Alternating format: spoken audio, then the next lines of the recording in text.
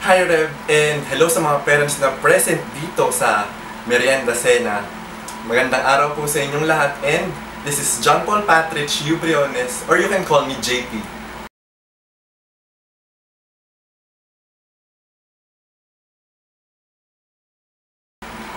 Mga parents, napakaswerte po ninyo dahil yung mga anak po ninyo naging part ng REB or Regional Executive Board, and also naging part po sila ng Children's Museum and Library Incorporated or the CMLI.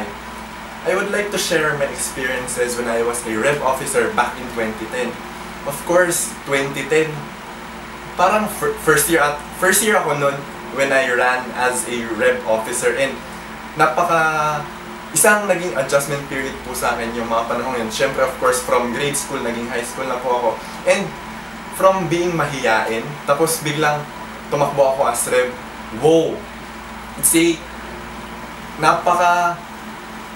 Ang hirap kasi 'di ba, from mahiyain, tapos andito ka, makakamit ka ng iba't ibang tao. And siguro yun yung una kong natutunan when I entered CMLI. Yung kung paano makisama sa iba't ibang tao. How I interact with other people, with different behavior, with different attitudes, from different places. And yun yung pinakaunang natutunan ko sa CMLI, kung paano makisama sa iba't ibang klase ng tao. And of course, CMLI, hindi lang puro meet new friends. Isa rin siyang training ground kasi syempre, without the CMLI, hindi po magsasalita ang isang JP Briones sa harapan po ninyo. And siguro, without the help of CMLI, I didn't discover my leadership skills, or I didn't improve my leadership skills. What do I mean by that?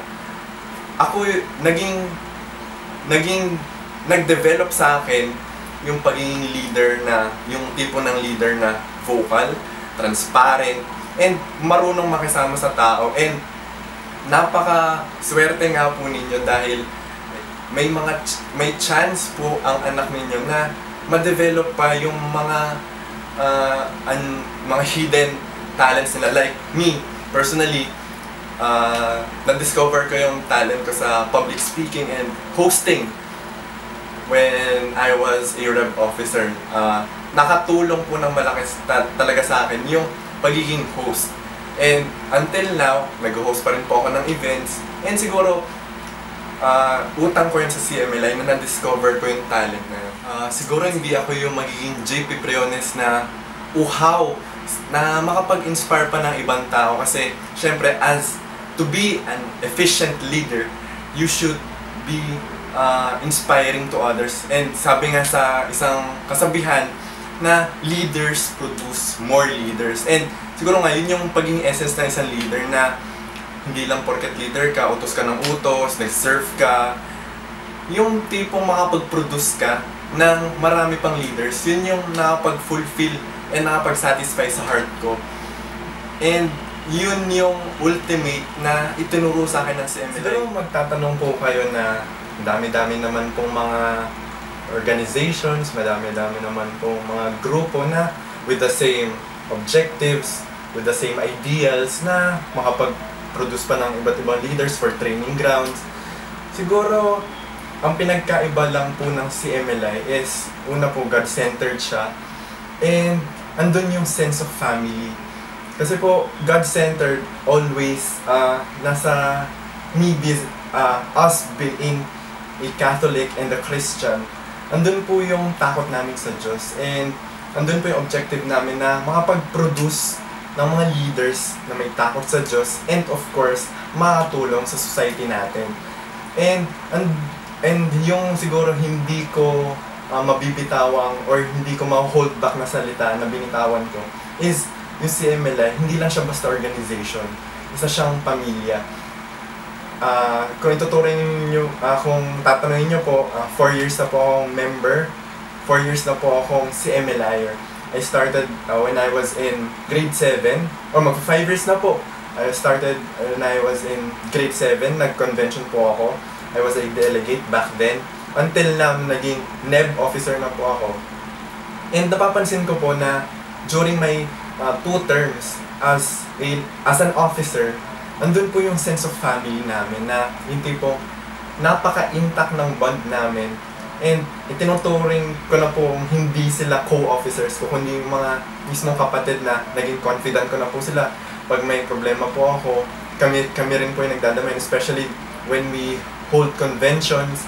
And siguro isa rin po tong practice sa amin bilang mga syempre parte ng iba't ibang pamilya na i-practice yung sense of family. And I'm proud to say po na without the CMLI, siguro kung dati insensitive na anak po ako sa parents ko ngayon, siguro ngayon mas naging sensitive po ako and nag-mature po ako kasi yung mga kasama kong officers, nag-share po kami ng mga things about family and marami po akong natututunan sa kanila.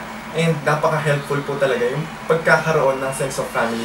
Siguro that those two sets CMLI apart from other organizations. My parents have been very supportive nung naging officer po ako. At first may apprehension sila na, oh anak, kaya mo ba yan?